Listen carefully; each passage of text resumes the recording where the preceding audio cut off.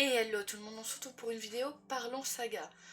Du coup, comme vous le voyez dans l'image juste à côté de moi, on va parler de Aurora Squad, une trilogie écrite par Diehl Christoph et Amy Kaufman. J'ai oublié de mettre les deux auteurs. C'est sorti le 5 février 2020 pour le premier tome en France. C'est chez les éditions Casterman. Depuis, il y a la version poche qui est sortie. Vous avez aussi la version numérique, mais je pense pas qu'il y ait de version audio pour l'instant. Un tome, c'est à peu près entre 520 à 560 pages, vous voyez, c'est moins de 600 pages. Il n'y a pas de carte au début, pour ceux qui voudraient savoir. J'essaie de penser à vous dire quand il y a une carte ou pas. Pour le genre d'ici, on va être dans un genre un peu science-fiction, young adulte, espace extraordinaire, extraterrestre, extraordinaire. Oh, je sais plus ce que je raconte. Avec un peu de pouvoir, tout ça. On va se lire le résumé qui n'est pas vraiment un résumé, c'est plus on vous parle de chaque personnage, mais je vous lis la quatrième de couverture. 2380 quelque part dans l'espace. Et si le sort de l'univers dépendait de 7 têtes brûlées à l'humour cosmique? Tyler l'alpha, chef de l'escadron, carrément beau gosse. Scarlett, la négociatrice jumelle de Tyler, franche et directe. Kat, l'as, pilote rebelle qui ne craque pas du tout pour leur chef. Finn le mécano, monsieur je sais tout, capable de réparer les dégâts ou d'en causer. Zilla, la cellule grise, scientifique sociopathe, véritable danger public à éviter coûte que coûte. Cal, le gros bras, guerrier alien, qu'est-ce qu'il fait là déjà? Ori, la fille mystérieuse. Cryogénisée depuis 200 ans, soudain réveillée et peut-être à l'origine d'une guerre intergalactique, la saga qui va secouer la galaxie. Donc je sais qu'ils ont écrit une autre saga un peu dans le même genre qu'on m'a conseillé, qui s'intitule, j'essaye de vous trouver vite fait, Illuminae. Donc j'aimerais les prendre. Après j'aurais voulu attendre qu'ils soient en poche vu qu'ils ne sont pas encore en poche. Mais est-ce que ça sortira en poche? Je ne sais pas. Revenons plutôt sur Aurora Squad. Alors déjà parlons des couvertures. Les couvertures sont magnifiques, j'adore. Euh, J'aurais su qu'ils sortaient en poche, je les aurais pris en poche parce qu'ils sont sortis à peu près au moment où j'ai commencé. Mais je regrette pas d'avoir les brochés en vrai. Je compte me les relire et en brocher. C'est plus sympathique visuellement que le poche. Même je ne sais pas du tout comment est le poche. J'aurais dû regarder en magasin pour voir s'il y avait si la typographie était bonne. Je peux pas vous parler du poche. Moi j'ai le brochet. On va s'en sortir. Donc pour mon avis ou pour ce que j'en ai pensé ou des petits hicks que je voudrais dire, bien sûr je mettrai dans le titre qu'il y a des moments un peu spoil parce que j'essaye de me laisser aller dans la vidéo même si j'essaye de pas trop spoil parce que sinon si vous n'avez pas lu la saga c'est faut pas regarder. Voilà. Alors pour le coup c'est une de mes meilleures découvertes. J'ai découvert le 1 en 2022. Il me semble que j'ai lu le 2 et le 3 cette année. Ou le 2 je l'ai lu l'année dernière. Je ne sais plus.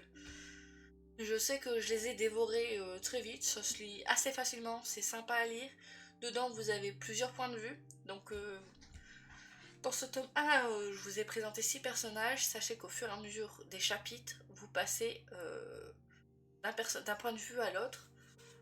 Parfois vous pouvez avoir deux fois le même personnage dans des chapitres, mais donc du coup le titre du chapitre c'est le nom du personnage avec qui on va être dans ce chapitre quoi. Si c'est Cal, si c'est les sentiments, ce que Cal voit, on va être avec Cal. Si c'est Ori, c'est Ori. Voilà, il est écrit juste en dessous du numéro de chapitre, comme ça vous n'êtes pas trop perdu. Ce que j'ai bien aimé c'est que vous avez des pages noires dans le bouquin. Enfin noir, vous voyez que c'est noir sur le côté de votre livre, qui sont des pages un peu explicatives.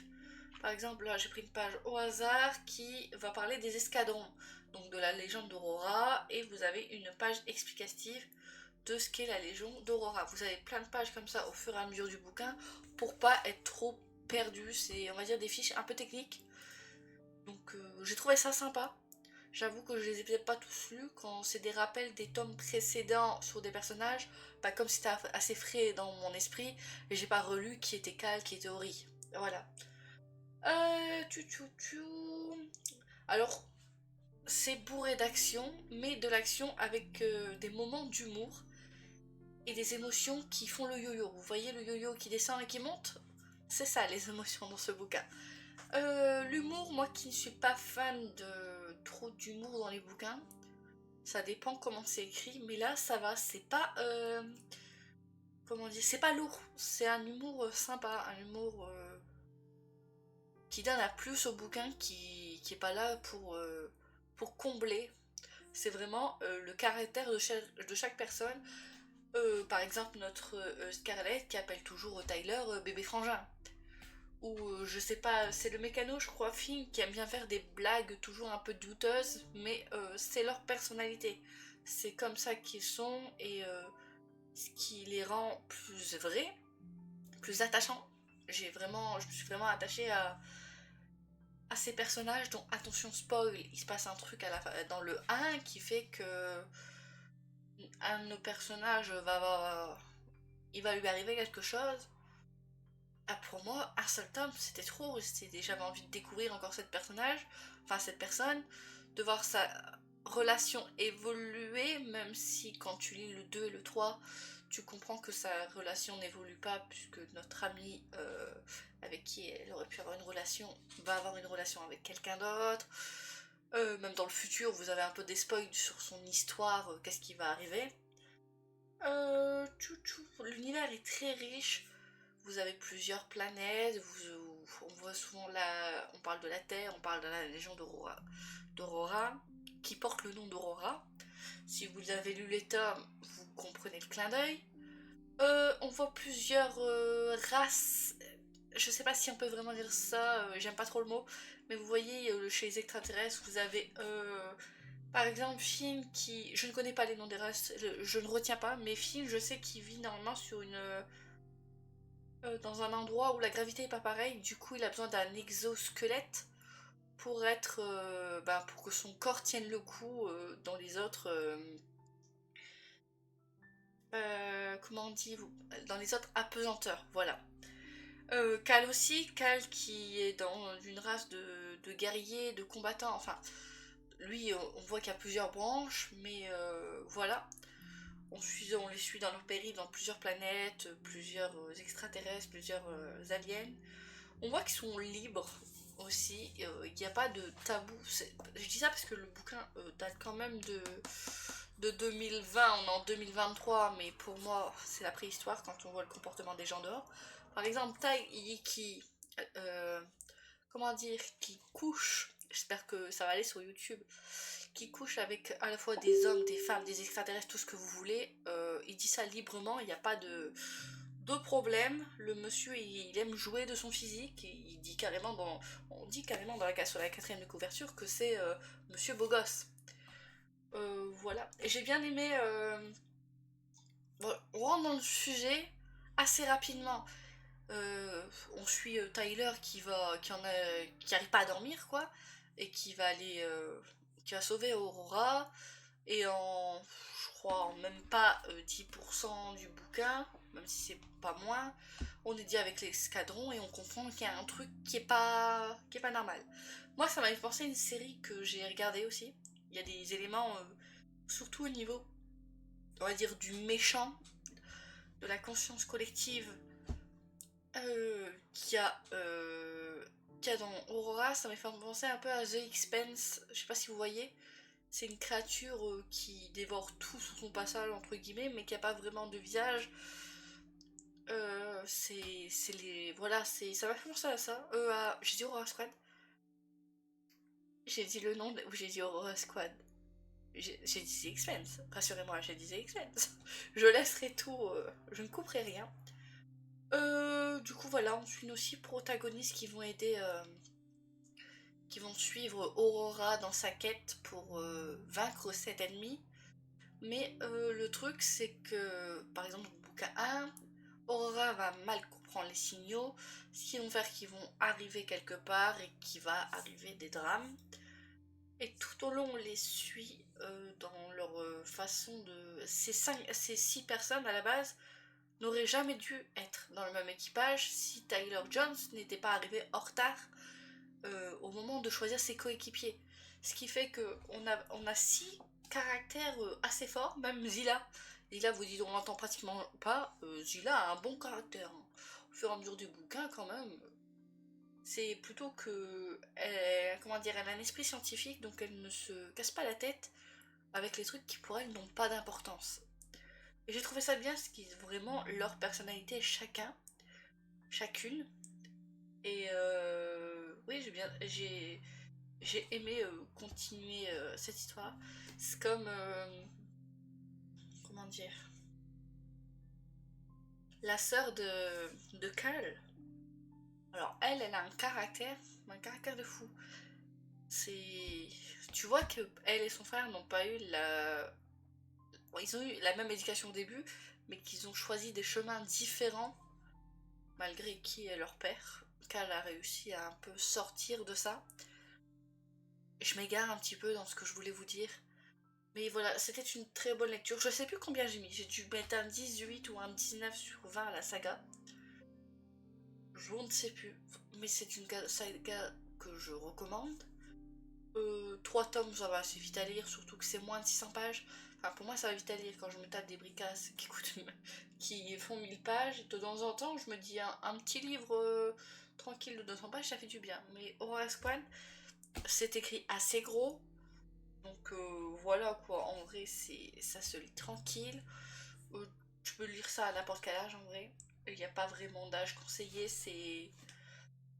Voilà, il y a de la romance, mais qui n'est pas le centre principal de l'histoire. Même si sur le 2 on va voir un petit peu plus la relation entre deux personnages. Sinon, voilà, c'est surtout mis en avant le côté science-fiction, le côté de l'aventure, des mystères, du combat qu'Aurora doit mener. Ce que j'ai aimé dans le tome 3 aussi, c'est les 3 points de vue à des années différentes. Et du coup, moi, une question que je me suis posée et que je me pose souvent dans ce genre de cas, ils sont partis dans le futur. Mais quand ils sont revenus dans le présent, est-ce que cette ligne a continué indépendamment? On parle de multiverse, voilà. Ou est-ce qu'elle s'est réinitialisée au point quand Aurora revient et qui sauve la galaxie, entre guillemets? Voilà. Il y a des trucs, je m'y attendais pas trop, genre le père de Kyle qui finit par un peu se sacrifier, entre guillemets. Je trouve qu'ils l'ont. Ça arrivait trop vite. Il n'y a pas trop eu de changement dans son comportement au fur et à mesure. Même si elle va dans ses souvenirs et qu'elle voit des trucs. Voilà. Tu vois qui a, comment dire, un esprit de combattant, c'est ça, les invaincus. Mais je sais pas, le côté avec son fils, je trouve qu'ils auraient pu l'emmener un petit peu plus loin. Après, on comprend que Cal comprend que c'est sa nièce dans le futur, tout ça. Non, franchement, c'était une bonne lecture. Je vais essayer d'arrêter de m'égarer. Parce que sinon, je vais vous parler de petits sujets à droite, à gauche. Et on va pas s'en sortir. Mais j'ai bien aimé le fait que dans. C'est à partir du 2, je crois. À partir du 2 ou du 3, où ils sont vraiment séparés. Et tu les vois chacun. Tyler, c'est à partir du 2, je crois, qui est séparé. Où tu vois chacun dans un endroit ou dans un espace-temps différent, qu'il leur arrive des choses. Alors il y a un moment, je suis en mode il meurt, il meurt, il meurt. Vous saurez de quel espace-temps je parle. Mais ils n'arrêtaient pas de mourir à chaque fois qu'il se passait un truc. Et je me disais, on va avancer au bout d'un moment où tout le bouquin, ça va être il meurt, il meurt, il meurt, il meurt. Voilà.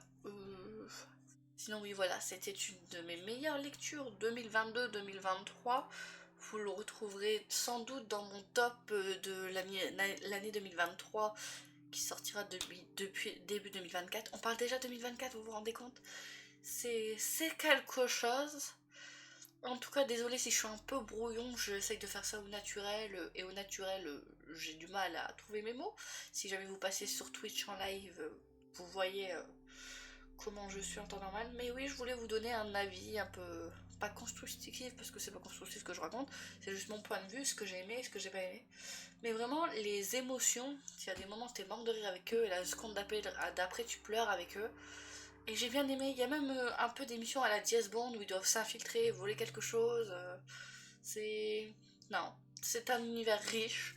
Moi je vous conseille cette saga, désolée de me perdre un peu dans ce que je raconte. Et mon avatar, il n'a pas de jambes et il vole, je sais pas pourquoi. Ça me fait ça à chaque fois en ce moment. Il décide de s'envoler. Oui, du coup je recherche où est mon machin. Hop, voilà, je suis redescendue sur Terre. Même si elle a des jambes, logiquement.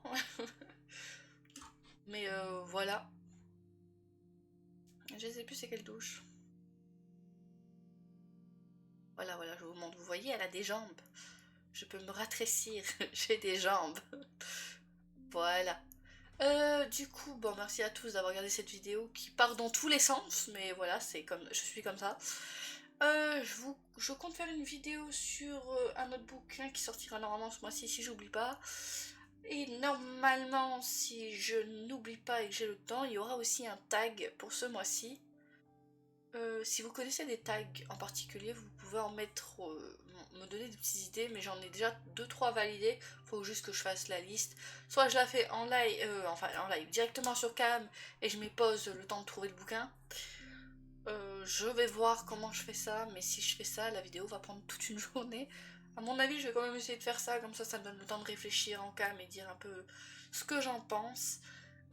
Et aussi, je vous l'annonce maintenant, mais tout le monde ne me verra sans doute pas. J'ai créé un challenge, oui, je l'ai déjà créé, je l'ai créé début septembre, je crois, qui sortira pour le mois de mars. Donc vous aurez les vidéos et les présentations, tout ça vers le 10, mais qui débutera du 20 mars jusqu'au 10 juillet. Voilà, je vous l'annonce tout de suite. Vous avez les dates, mais c'est tout ce que vous avez pour l'instant. Merci à tous d'avoir regardé cette vidéo. À la prochaine. Allez, ciao ciao.